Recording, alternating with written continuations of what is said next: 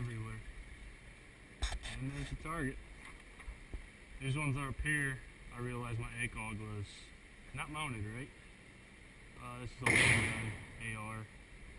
Moving side to side a little bit, trying to zero that ACOG in at first. A couple headshots with an AR and the 9mm. But as you can see, the center of them, it's pretty much gone.